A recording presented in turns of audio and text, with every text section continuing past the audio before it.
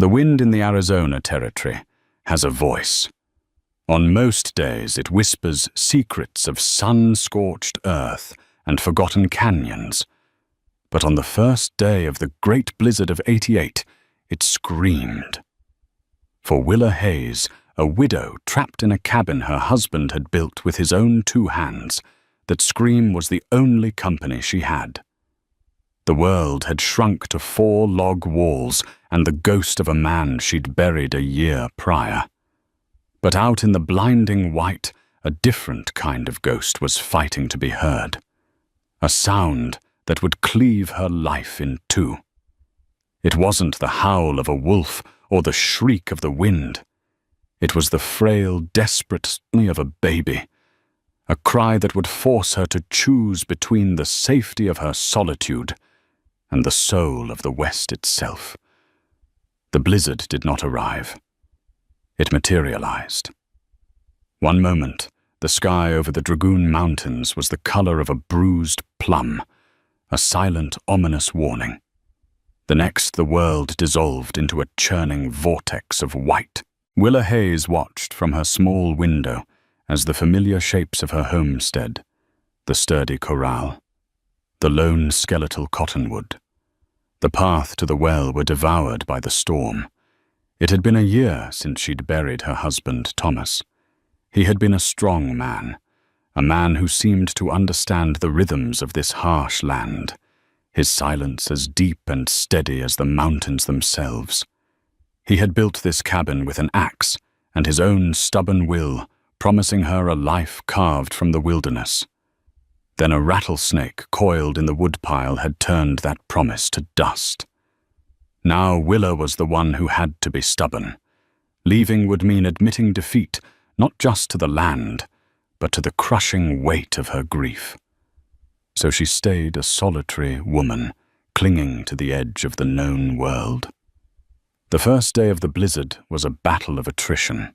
She reinforced the door with Thomas's heavy tool chest stuffed rags into the chinks in the log walls, and kept the fire in the stone hearth roaring, feeding it the precious wood Thomas had spent a summer chopping.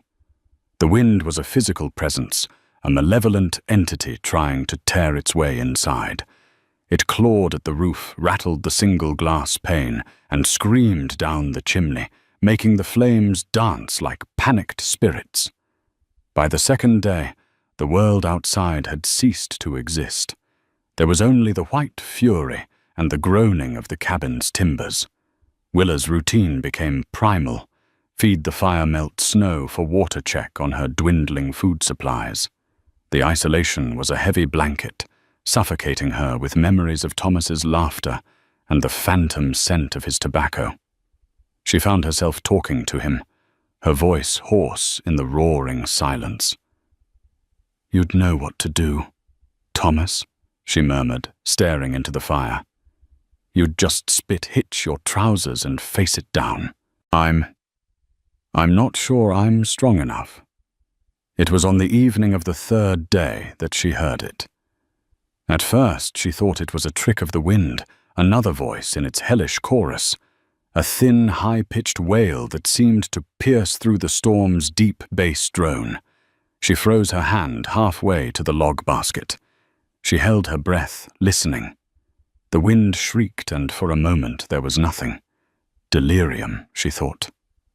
The loneliness is finally breaking me. But then it came again, closer this time, impossibly close. It was a sound of pure, unadulterated misery. A baby's cry. Willa's heart hammered against her ribs. It couldn't be. The nearest homestead was a day's ride east. The town of Prosperity was 2 days west. No one could be out in this, no living thing. She scrambled to the door, her mind racing. A mountain lion. A coyote pup. But the sound was distinctly, terrifyingly human. Hesitantly, she pulled the heavy tool chest away. The wind blasted the door open, slamming it against the interior wall, and sucking the warmth from the cabin in a greedy gasp. A tidal wave of snow and ice crystals poured into the room, blinding her. "Hello," she screamed into the white chaos, her voice instantly snatched away. She wrapped Thomas's thickest wool coat around herself, pulled on his gloves, and tied a scarf over her face, leaving only her eyes exposed. Taking the storm lantern from its hook, she lit the wick. Its small, flickering flame was a pathetic insult to the tempest, but it was all she had.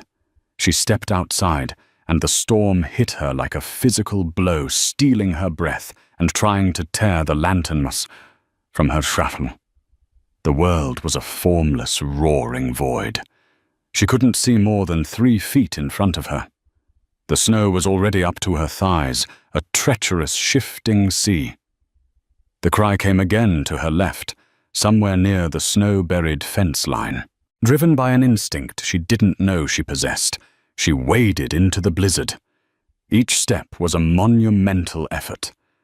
The cold was a living thing seeping through her layers of clothing, its icy fingers searching for her bones. The lantern cast a tiny, dancing circle of light on the swirling snow. "Where are you?" she yelled, though she knew the wind would swallow her words. She followed the sound, a desperate beacon in the maelstrom. She stumbled, fell to her knees and pushed herself back up her lungs, burning with the frigid air. Then her light fell upon a shape, a dark mound against the suffocating white. It was a woman. She was lying face down in the snow, a brightly colored but threadbare blanket clutched on her back. Her black hair was fanned out, already crusted with ice. Willa recognized the beadwork on her deerskin moccasins. Apache. Willa knelt, her own cold, forgotten. She turned the woman over. Her face was young, her skin the color of polished copper, now tinged with a deadly blue. Her eyes were open, staring sightlessly into the storm. She was gone, but clutched to her chest, wrapped in the blanket, and sheltered by her mother's lifeless body, was the source of the cry. A baby. Its face was red and raw from the cold, and its own wails. It was so small, a tiny, fragile being against the universe's fury. As Willa watched, its cries weakened, turning into pathetic, exhausted whimpers. It was dying. In that moment, the world stood still. The wind, the cold, the dead woman, it all faded away. There was only the child. Willa knew the stories. She knew the fear and hatred that simmered between the settlers and the Apache. Taking this child was not just an act of mercy. It was an act of defiance. It was a declaration of war on the unspoken rules of this land. They would call her a traitor, an Indian lover. They might even come for her. Silas Kane, the cattle baron whose land bordered hers, would use any excuse to run her off. But then the baby's tiny, blue-tinged hand uncurled its fingers, brushing against hers. It was a touch that felt like a spark in the frozen wasteland.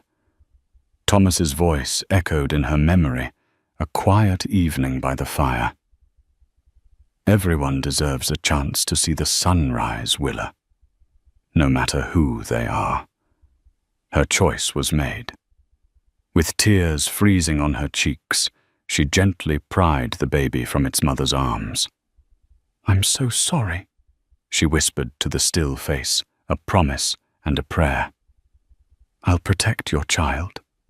She wrapped the infant inside her own coat, pressing it against the warmth of her body. Turning her back on the tragic figure in the snow, she fought her way back to the cabin. The baby's life, a fragile ember, she had to shield from the storm. As she slammed the door shut, plunging the bolt home against the raging blizzard, she knew one thing for certain. The life she had known was over. A new, far more dangerous one had just begun.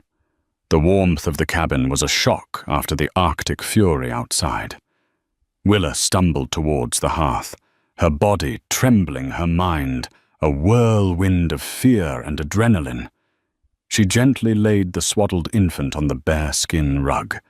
Thomas had prized her hands clumsy as she unwrapped the layers.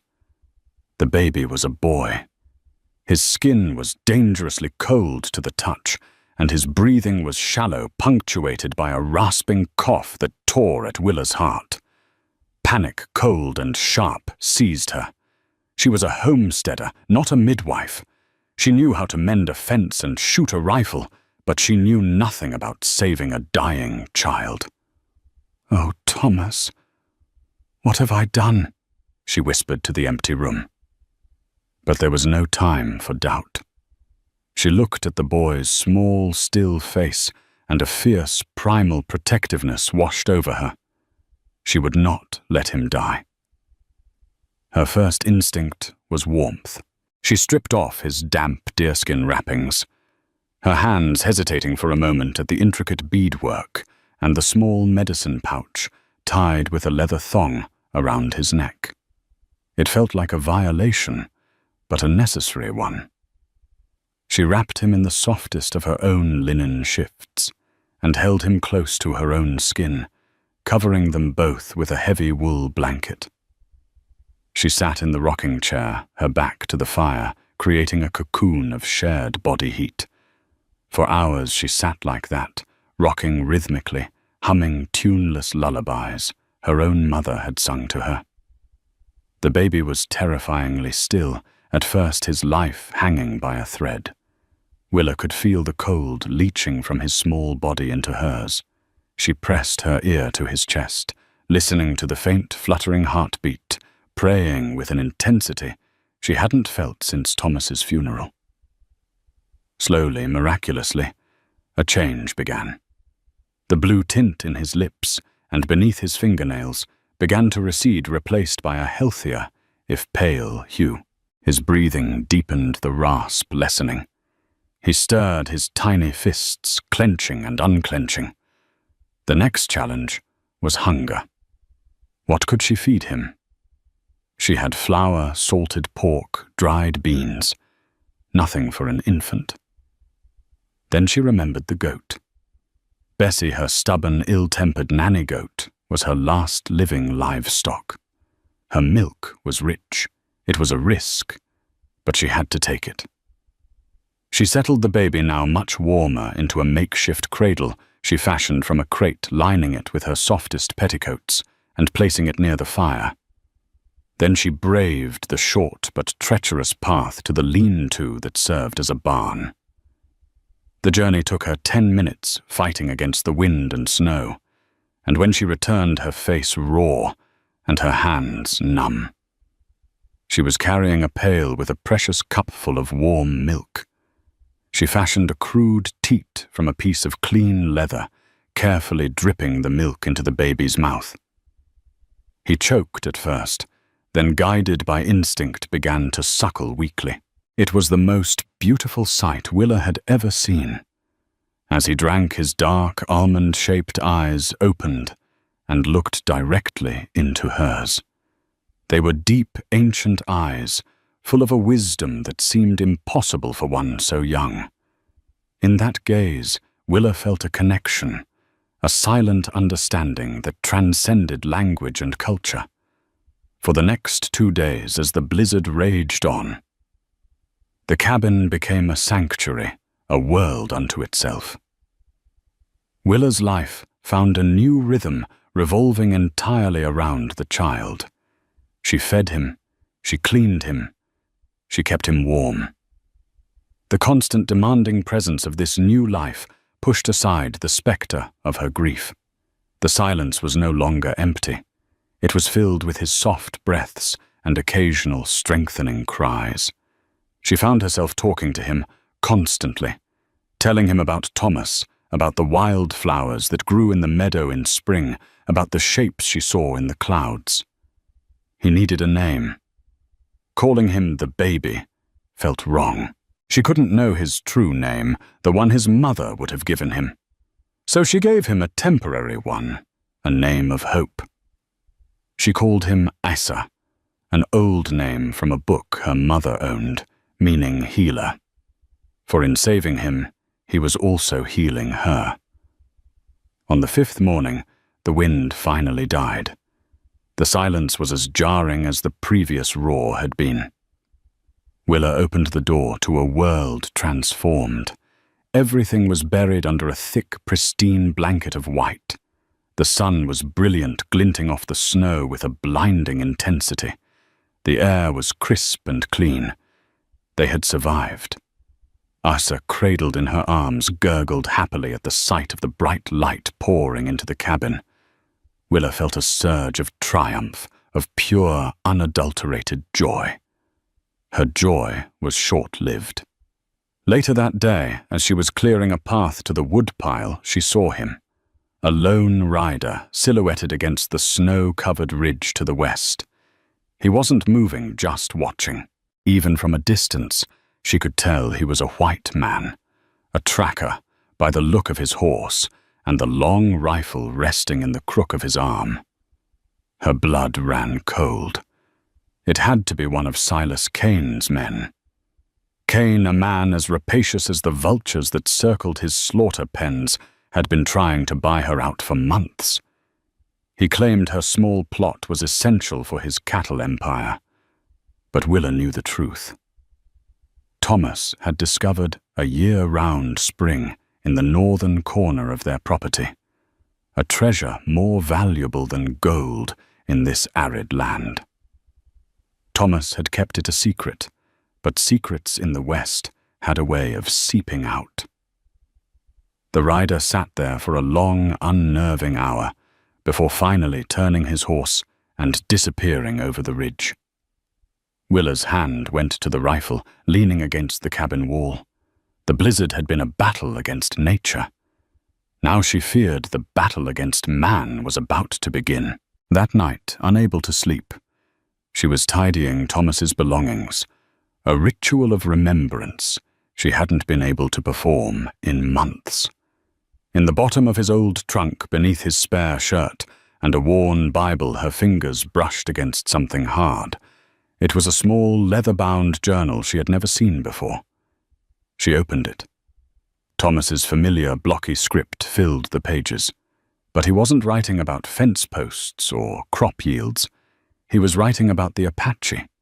He wrote of secret meetings of trading tobacco and flour for knowledge of the land. He wrote of a man named Taza, a warrior he respected, and of learning their paths through the mountains. And then on the last written page, a sentence that made her heart stop. They do not trust many of our kind, but they know I am a man of my word. I have given my oath to Taza that this spring, that the one they call the breath of the mountain, will remain sacred. It is their water as much as ours. Kane must never know. The spring, her spring. It was a sacred Apache site. The full weight of her situation crashed down upon her. She was harboring an Apache child on land that was sacred to his people, land that a ruthless cattle baron would kill to possess. The tracker on the ridge was no longer a vague threat. He was a harbinger. She looked at Asa sleeping peacefully by the fire and knew the storm had not ended. It had only just begun. The world thawed, and dripping was full of omens. A lone hawk circling over the cabin felt like a sentinel. The drip, drip, drip of melting snow from the eaves sounded like a ticking clock. 2 weeks after the blizzard, Willa's supplies were dangerously low. The goat's milk was enough for Asa, but she was down to her last handful of flour and a few strips of salted pork. A trip to the town of Prosperity was unavoidable. Leaving Asa was agony. She bundled him tightly in his cradle, placing it in the center of the room, where no stray spark from the hearth could reach him. She barricaded the door from the outside in a way she hoped looked natural, and placed Thomas's loaded Winchester right beside the cradle. "I'll be back before sundown, little one," she whispered, her voice thick with an anxiety that felt like a physical weight. You be brave." The ride to prosperity was a journey through a half-drowned world. The trail was a morass of mud and slush, and the air, though warmer, carried the damp chill of melting snow. The town itself was a study in mud and ambition. A single wide street, lined with raw lumber storefronts, it was a place fueled by silver speculation and ranching greed. Men in muddy boots and sweat-stained hats watched her as she rode, in their eyes lingering with a mixture of pity and predatory curiosity, the lone widow of Hayes Canyon. Her first stop was Miller's Mercantile. Old Man Miller, a man with a face like a dried apple, peered at her over his spectacles. "Willa, thought that blizzard might have swallowed you whole." "It tried, Mr. Miller," she said, forcing a calm she didn't feel. She handed him her list, flour, salt, coffee lamp oil, and at the bottom, a bolt of soft flannel. Miller raised an eyebrow as he measured out the flour. "Getting into sewing." "Just mending," she lied, her heart thumping. "The winter was hard on my things." As he tallied the cost, the batwing doors of the Mercantile swung open. Silas Kane entered, and the temperature in the room seemed to drop 10 degrees. He was a man built of lard and malice, dressed in a tailored black suit that was ridiculously out of place in the muddy town. His face was perpetually florid, and his small, piggish eyes missed nothing. He was flanked by 2 men, one of whom Willa recognized with a jolt of fear. It was the tracker from the ridge. Well, Mrs. Hayes Kane's voice was smooth, like oil poured over gravel. "Good to see you survived the storm. Providence is cruel, but it seems it has spared our little dove of the canyons." "Mr. Kane." Willa said, her voice tight. She grabbed her sacks of flour. "I don't suppose the solitude has changed your mind about my generous offer for that worthless piece of rock you call a homestead?" He continued, stepping to block her path. His cheap cologne was suffocating. "My price is the same." "It's not for sale," Willa said, trying to push past him. Kane's smile didn't reach his eyes. "Everything is for sale, Mrs. Hayes. It's just a matter of finding the right currency. Land money. Security." He let the word hang in the air. His gaze flickered to the tracker, a man with a weathered face and weary, calculating eyes. "Jedediah here was just telling me he saw some unusual tracks out your way. Apache tracks. A woman's by the look of them. Strange for one to be out there alone in a storm." Willa's blood turned to ice. She gripped her sacks tighter, her knuckles white. "The snow plays tricks on the eyes. The wind covers many things." "Indeed it does," Kane said, his voice dropping to a conspiratorial whisper. "But it also uncovers things. A man could get into a whole heap of trouble being too hospitable to savages. The army doesn't take kindly to it. Neither do your neighbors." It was a direct threat, wrapped in a thin veneer of concern. He knew, or he suspected, which was just as dangerous. The man Jedediah watched her, his expression unreadable. There was no malice in his eyes, just a professional weariness. He was a tool, and Kane was the hand that wielded him. "I'll thank you to let me pass." "Mr. Kane." "Willa," said her voice, shaking with barely controlled rage. "I have chores to attend to." Kane chuckled and stepped aside with a mock bow. "Of course, we all have our chores." As she brushed past his tracker, Jedediah met her eyes for a fraction of a second. There was something in his gaze, a flicker of warning, or perhaps pity. It was gone as quickly as it appeared.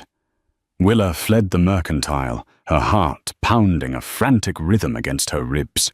She loaded her supplies with trembling hands and spurred her horse, not even glancing back as she galloped out of town. The ride home was fueled by terror. Every shadow seemed to hold a threat. Every gust of wind sounded like a whispered accusation. Kane's words echoed in her mind. Unusual tracks, hospitable to savages. He was circling a vulture, waiting for the kill. He wouldn't just try to force her off her land now. He would use the baby. He would paint her as a traitor and use the fear of the Apache to turn the entire territory against her. She arrived back at the cabin at dusk, her horse lathered and she herself on the verge of collapse. She burst through the door, her eyes immediately seeking the cradle. Asa was awake, his little arms batting at the air. He gurgled when he saw her, a wide, toothless smile spreading across his face. The sight of him so innocent and unaware of the danger swirling around them broke something in her. She rushed to his side, scooping him into her arms and holding him so tight he squirmed. Tears of fear and frustration streamed down her face. Later that night, with Asa sleeping soundly, she pulled out Thomas's journal again, seeking some connection to the man who had faced this land with such quiet strength. She read late into the night, the lantern light flickering, her mind racing.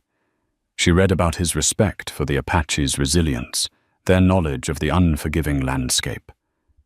He wrote about Taza the warrior, not as a savage, but as a proud man, protecting his family. Taza's wife is with child. One entry read, "He is fierce with worry. Their people have suffered much. The bluecoats push them from the east, the ranchers steal their water to the west. There is nowhere left for them to be safe." The entry was dated just a month before the blizzard. A chilling realization washed over Willa. The woman in the snow. Could it have been Taza's wife? Was the child in her arms the son of the very man her husband had respected? The journal had one more secret. Tucked into a leather flap on the inside back cover was a small, crudely drawn map. It showed her homestead, the creek, and the mountains behind it. But it also showed a hidden trail, a path Thomas had marked with the Apache word for spirit Izan. It led from the back of her property, deep into the Dragoon Mountains, to a place marked only as the Hidden Camp.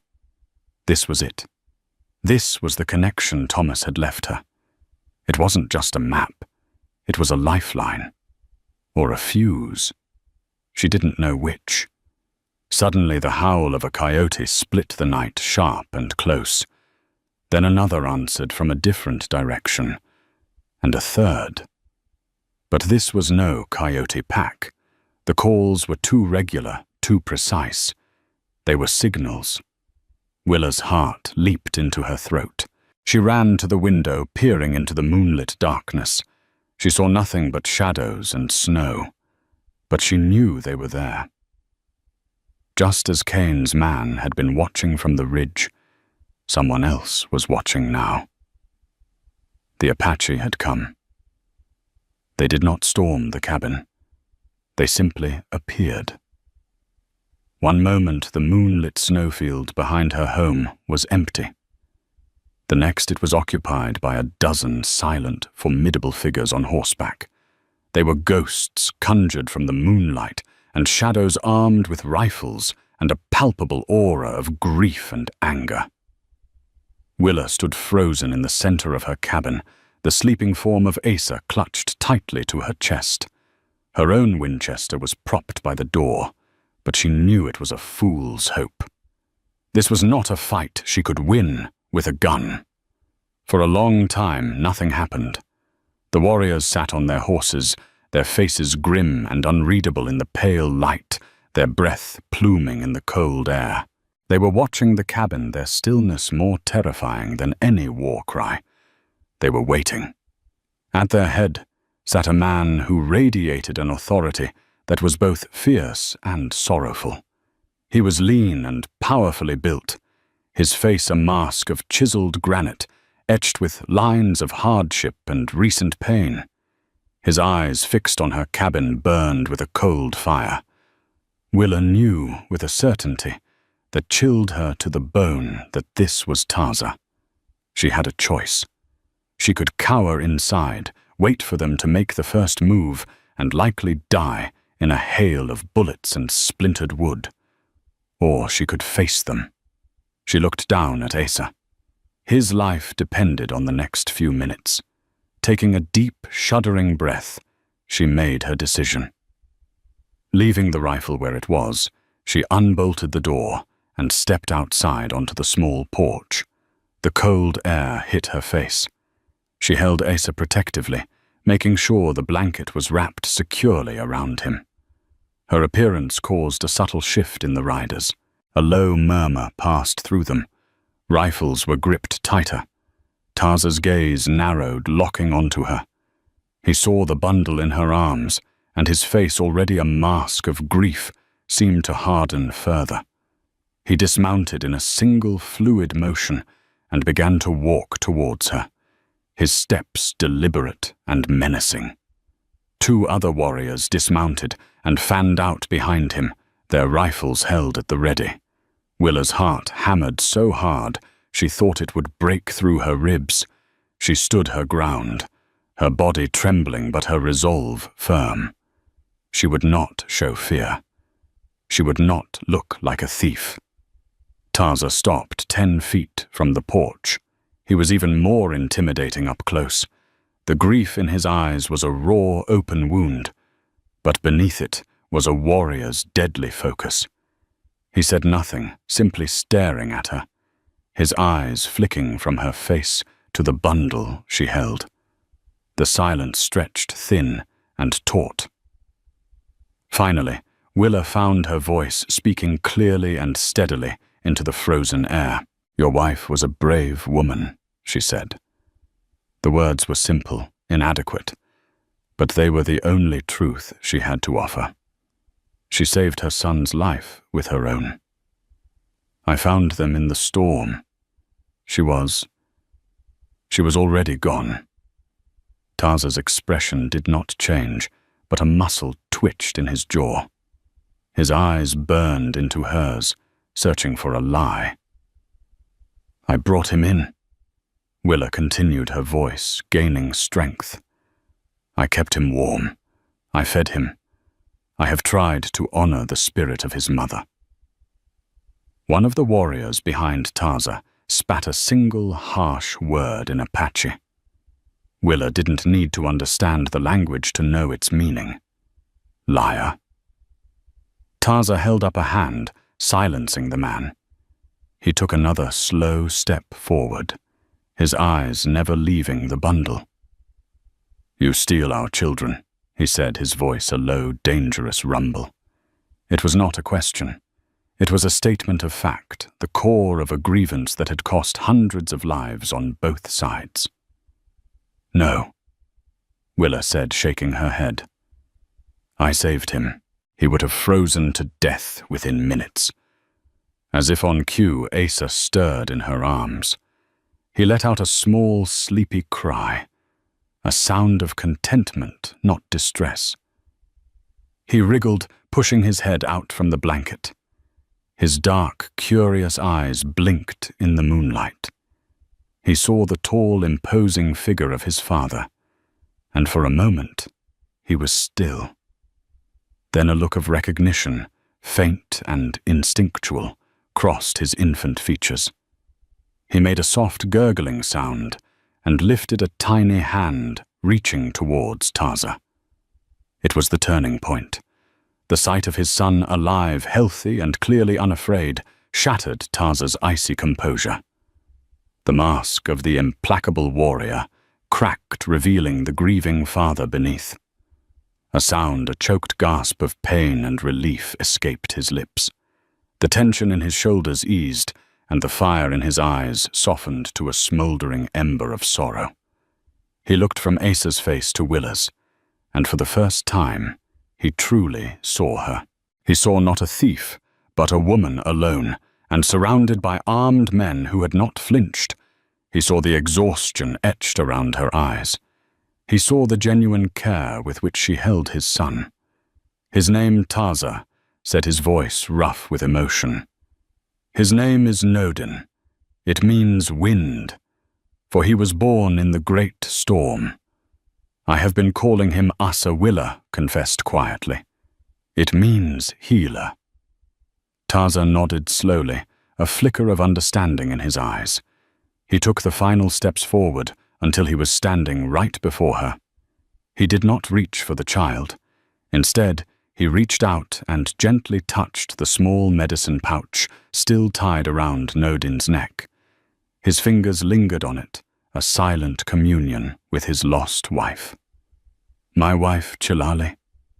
Her hands made this, he said, his voice barely a whisper. It holds a piece of the sacred turquoise from the mountain to protect him.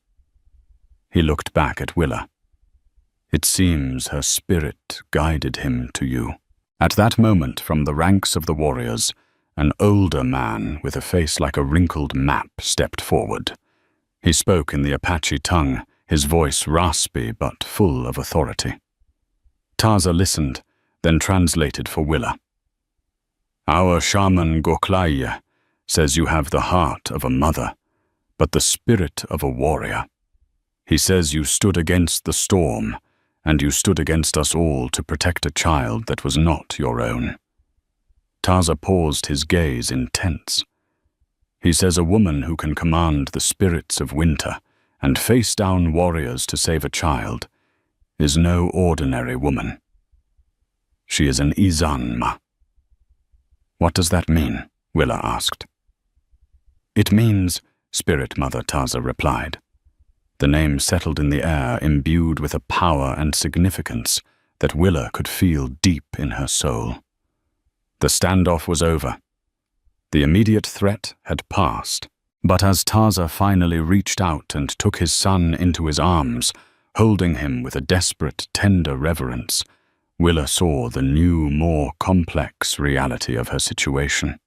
Taza looked at the cabin, his eyes lingering on the well-tended hearth and the sturdy walls.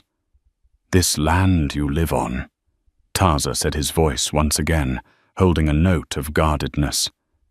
This cabin, it stands by the breath of the mountain, the sacred spring. Willa's heart skipped a beat. She nodded, remembering Thomas's journal. My husband, Thomas, he knew. He respected it. He gave his word it would be protected. Taza's eyes narrowed slightly. Thomas Hayes. I knew him. He was a man of honor, a rare thing. He looked from Willa back to the sleeping face of his son. But honor dies with men. A new man, a cattle chief, Silas Kane, he seeks to possess this land. He does not have honor. He will desecrate the spring and destroy all in his path to get it. He looked directly at Willa. And now he knows that you shelter an Apache child. He will use that against you. He will use my son to start a war. The fragile peace of the moment evaporated, replaced by the cold certainty of a shared enemy. They were no longer just a warrior and a widow. They were two parents from two different worlds, bound by the love for a child and a threat that could destroy them both. News in the West traveled on currents of dust and whiskey, and Silas Kane was a master of manipulating both. He didn't need proof of the Apache child in Willa's cabin. He only needed the rumor. Within days, the story had twisted and festered, taking on a life of its own in the saloons and boarding houses of prosperity. Willa Hayes wasn't just a widow harboring a savage, the story went. She was a collaborator, a race traitor who had guided the Apache war party to her land. The child wasn't a helpless infant she'd found. It was a white captive, a stolen settler baby the Apache were holding for ransom in her cabin, with her full complicity. Kane fanned the flames with practiced ease. He bought round after round of drinks at the Silver Spur Saloon, his voice booming with righteous indignation. This woman enjoys the protection of this town of the U.S. Army. And how does she repay us? He'd thunder, slamming his fist on the bar. She consorts with the very devils who raided the Miller homestead last spring, the very butchers who killed innocent women and children. He was lying that raid had been the work of bandits from Mexico. But in the volatile atmosphere of fear and prejudice, his words were gospel. He painted a picture of an imminent threat of war parties gathering in the Dragoon Mountains, using Willa's cabin as their foothold. His true goal, the sacred spring on her land, was never mentioned. He was wrapping his greed in the flag of public safety. His tracker, Jedediah, watched these performances with a growing sense of unease. Jedediah was a pragmatic man, not a malicious one. He worked for Kane because the pay was good and the work was steady. He tracked what Kane told him to track and reported what he saw. He had reported the truth, a lone woman, a baby, and later an Apache party that did not act aggressively. But he saw how Kane twisted that truth into a weapon. One evening, Kane summoned Jedediah to his opulent office at the back of his cattle company headquarters. The room was filled with plush leather chairs, a mahogany desk, and the mounted heads of elk and mountain lions, their glass eyes staring blankly. "Jedediah, my friend," Kane said, pouring 2 glasses of expensive brandy. "You've been quiet lately." "Just listening," Jedediah replied, taking the glass but not drinking. "The time for listening is over. The time for action is now," Kane said, his eyes gleaming. "The good people of this territory are terrified. They look to me for leadership. I've petitioned the territorial governor, but he's a slow-moving fool. We need to force his hand." "What do you have in mind, Mr. Kane?" Kane leaned forward, his voice dropping to a conspiratorial hiss. "War is a messy business. But sometimes a little mess is necessary to clean things up. The final piece of the puzzle is the child." Jedediah remained silent, his weathered face impassive. "As long as that Apache brat is with the woman, it's a standoff," Kane explained. "But if that child were to be rescued, brought back to town as proof of Apache savagery and her treachery, well, that would change everything. It would ignite a fire that not even the governor could put out. The army would have to move in, clear the mountains for good, and the land would be open. Safe." "You want me to steal the baby?" Jedediah said flatly. "I prefer the term liberate a captive," Kane corrected with a slick smile. "You're the best tracker in this territory. You can get in and out of that cabin without her ever knowing what happened. Bring the child to me. I'll handle the rest." Jedediah stared into his brandy. He had done many things for money in his life. He had hunted men and animals. He had bent the law and looked the other way. But kidnapping an infant from a woman who, as far as he could tell, had done nothing but show kindness that felt different. It crossed a line he hadn't realized he possessed. He remembered the look in Willa Hayes's eyes when Kane had threatened her in the mercantile. It wasn't the look of a traitor. It was the look of a cornered animal protecting its young. "The Apache won't take kindly to that," Jedediah said, testing the waters. "That warrior Taza, he's the boy's father. He's Cochise's bloodline. Stealing his son is like kicking a hornet's nest the size of a mountain." "Exactly." Kane beamed, misinterpreting Jedediah's warning as strategic thinking. "That's the point. We want them to retaliate. A small, foolish raid on the town is precisely what we need. It will prove my point and seal their fate, and our future prosperity." Jedediah stood up, placing the untouched glass of brandy on the desk. "I track animals and men, Mr. Kane. I don't steal babies." Kane's face darkened, the jovial mask falling away to reveal the raw ambition beneath. "Is that so? That's a disappointing turn of loyalty, Jedediah. Especially for a man who values his steady employment. There are other men who are not so sentimental. Men who understand that progress requires sacrifice." The threat was clear. Jedediah's position, his reputation, his very livelihood in this territory depended on Kane's goodwill. He had seen what happened to men who crossed Silas Kane. They ended up broke or run out of the territory or face down in a shallow grave. "Think carefully about your next words, my friend." Kane said, his voice dangerously soft. Jedediah looked at the man he had worked for, at the greedy, self-satisfied look on his face, and then he thought of the woman in the cabin and the child whose only crime was being born. He had spent his life on the fringes, guided by a simple code of survival.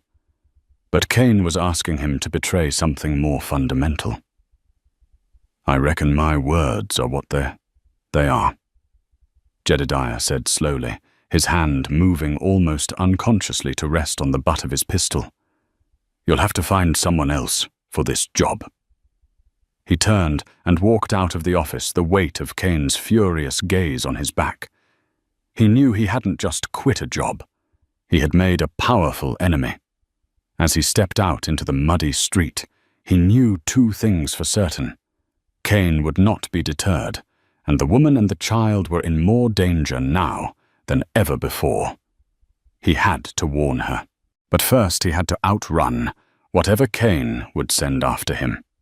The betrayal came under the cloak of a moonless night.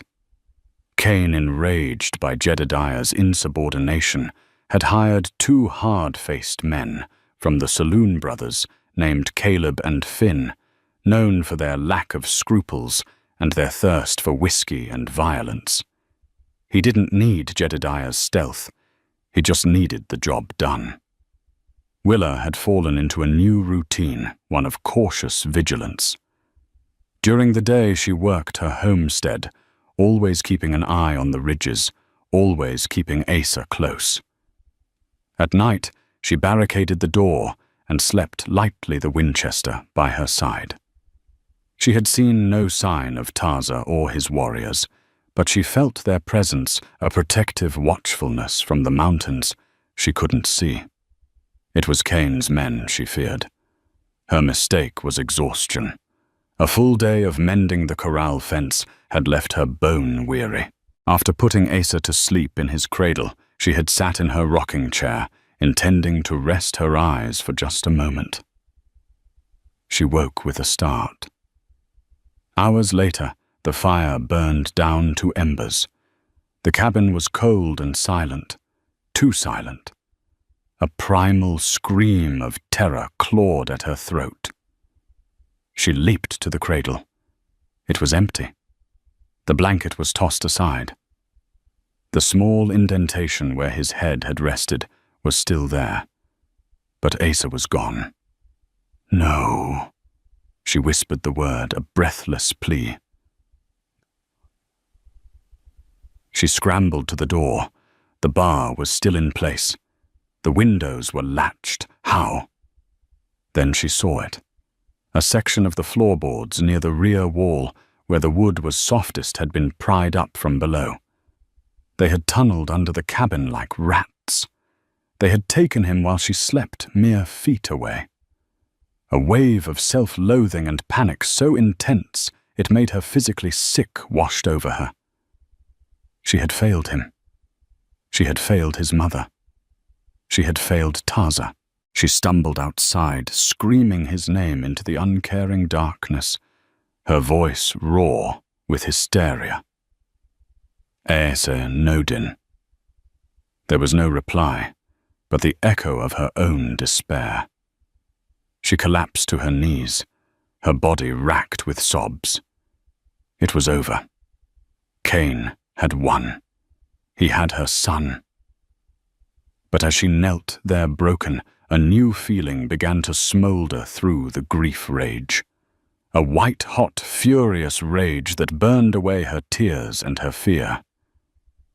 Silas Cain had taken her child. He thought he had broken the lonely widow. He had no idea what he had truly unleashed. He had created a mother with nothing left to lose. Her mind cleared, becoming sharp and focused. Hysteria wouldn't save Nodin. She needed a plan. Going to the town for help was useless. Cain owned the town. The lawman was in his pocket. Her only allies were in the mountains. She had to reach Taza. She remembered the map in Thomas's journal. The secret Izan trail. It was her only hope. She worked with a feverish intensity, throwing a saddle on her horse, a sturdy buckskin named Dusty. She stuffed a loaf of bread and a canteen of water into a saddlebag. She took her rifle, checking the load, and Thomas's old Colt revolver, tucking it into the waistband of her trousers. She was no longer just a homesteader. She was going to war. She didn't take the main path. She rode to the back of her property, to the thicket of manzanita and juniper, where Thomas's map indicated the trail began. She found the marker he'd described, 3 flat stones stacked atop one another, and plunged into the wilderness. The trail was little more than a whisper of a path, overgrown and treacherous in the dark. It clung to the sides of steep ravines and wound through dense forests of pine and oak. More than once, Dusty stumbled, and Willa had to dismount and lead him through the treacherous terrain. The night was alive with sounds, the snap of a twig, the hoot of an owl, and every shadow seemed to hold a lurking danger. But Willa's fear had been cauterized. There was only the mission. As the first hints of dawn painted the eastern sky in shades of grey and pink, she heard a sound that made her freeze. A low groan from somewhere off the trail ahead. She dismounted, tying Dusty to a low-hanging branch, and crept forward, rifle in hand. Lying at the base of a large ponderosa pine was a man. He was clutching his side, his shirt stained dark with blood. It was Jedediah the tracker. Her first instinct was to raise her rifle. He was one of them, but he was alone and clearly wounded. He looked up, his face pale and beaded with sweat. "Mrs. Hayes," he rasped, his voice weak.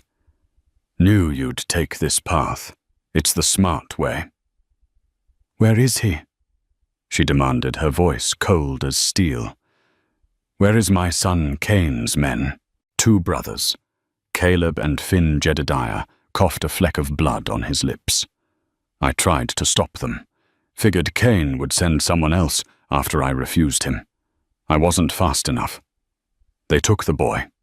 I followed." He explained in short, pained sentences. He had ambushed the brothers on the trail, trying to get Nodin back. He had managed to knock out Caleb, the bigger one. But Finn had shot him in the side before riding off with the baby, heading back towards prosperity. He's taking him to Cain. Jedediah finished, his breath shallow. "They'll use him to start the war Taza warned you about." Willa looked at the man who had worked for her enemy, now bleeding in the dirt for trying to save her son. The lines of allegiance in the West were never straight. Why, she asked. Why help me? Jedediah managed a weak, grim smile. "Been on the wrong side of things for a long time, ma'am. Figured it was time I tried the right one." Besides, he winced in pain. "I don't steal babies." She made a quick decision. She couldn't leave him to die. She used her canteen to clean his wound as best she could and tore a strip from her petticoat to make a pressure bandage. It was a nasty wound, but the bullet seemed to have gone clean through. "Can you ride?" she asked. "If I have to." He grunted. "You don't," a voice said from the trees. Taza and 3 of his warriors emerged from the forest as silently as the morning mist. They had been tracking her, watching her. Taza's eyes took in the scene, Willa tending to the wounded white man, her face set with grim determination. He looked at her, and his gaze was filled with a profound respect. She had not waited to be rescued. She had acted. "He is gone." Willa said the words catching in her throat.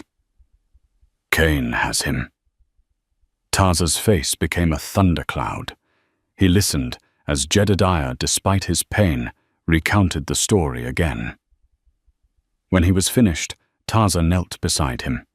He examined the wound with a practiced eye. "You fought for my son," he said to Jedediah. It was not a question. Jedediah nodded. "I did." Taza looked at one of his warriors and spoke in Apache. The warrior nodded and helped Jedediah to his feet, treating him not as an enemy, but as a wounded ally. Taza turned his attention back to Willa. The time for grief was over. The time for retribution was here. "You have the heart of a she-bear fighting for her cub Izanma," he said, using the name they had given her. "Now we will show Silas Cain what happens when he steals from our den." He gave a sharp command.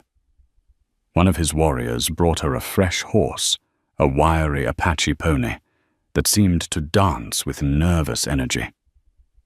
It was faster and more sure-footed than her own Dusty. "Ride with me."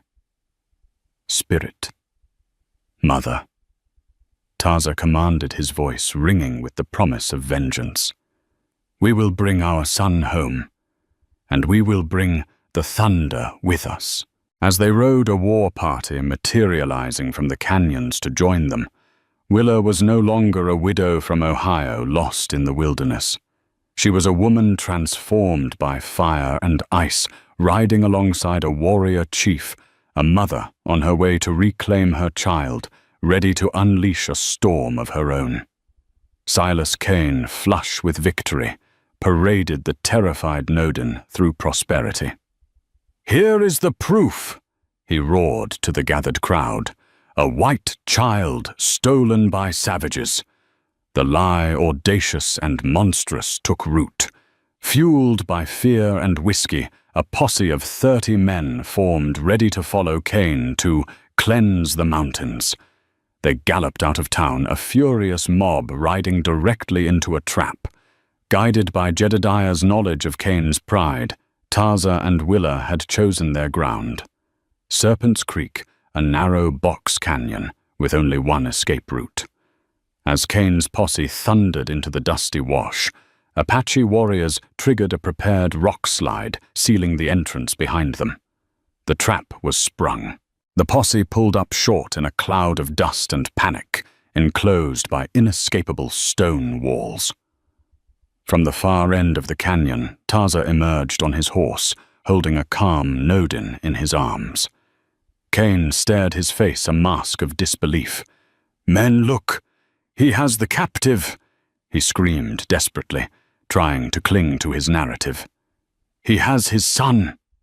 A voice cut through the canyon, clear and strong. Willa Hayes stepped out from behind a rock formation. Thomas's revolver held steadily at her side. She ignored Cain, her eyes fixed on the men of the posse. "His name is Nodin," she announced, her voice echoing off the rock walls. "He is an Apache child. His mother died in the Great Blizzard, and I saved him. The only liar here is Silas Cain." She pointed at the cattle baron. "He doesn't care about your safety. He wants the sacred spring on my land, for his cattle. He sent his men to steal a baby from my home. Is that the act of a leader or a coward and a thief?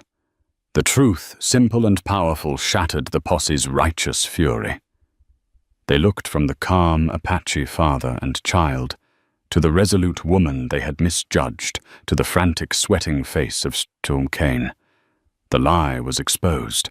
One by one they lowered their rifles, the anger on their faces turning from the Apache to the man who had so completely used them. Kane was alone, his authority disintegrated. Taza rode forward and gently passed Nodin into Willa's waiting arms. The reunion was quiet, a moment of pure relief that sealed Kane's defeat. Taza then faced the disgraced Baron. "You seek war, but you are not a warrior," he said, his voice cold with contempt. "You will walk back to prosperity. You will leave this territory and never return. If you are ever seen in these mountains again, our justice will be swift." He turned his back on him, the ultimate insult. Silas Kane, the vulture of prosperity, was left to his humiliating solitary walk of shame, his power broken forever. In the days that followed, a fragile peace settled over the land, earned not by bloodshed, but by courage and truth. Willa Hayes was no longer just a widow. She was Izan, the spirit mother, a bridge between two worlds. She had faced the untamed West and found not only her own strength, but a family, a purpose and a legacy that would be whispered on the wind for generations to come. The story of Willa Hayes, the spirit mother, is more than just a tool of survival against the odds. It's a powerful reminder that the deepest bonds are often forged in the harshest of circumstances. It shows us that motherhood is not defined by blood, but by the courage to protect, the compassion to heal, and the willingness to fight for a future that is better than the past. Willa's journey from a grieving widow to a respected legend illustrates how one person's act of kindness can build a bridge between worlds and change the course of history for an entire community. Her legacy and that of the warrior Taza reminds us that true strength is found not in division and hatred, but in understanding honor and the shared love for a child. If this story of courage, sacrifice, and the birth of an unlikely family in the heart of the Wild West moved you, please show your support. Hit that like button, share this video with someone who appreciates a powerful drama, and most importantly, subscribe to our channel for more true life tales from the untamed American frontier. Your support helps us keep these incredible stories alive.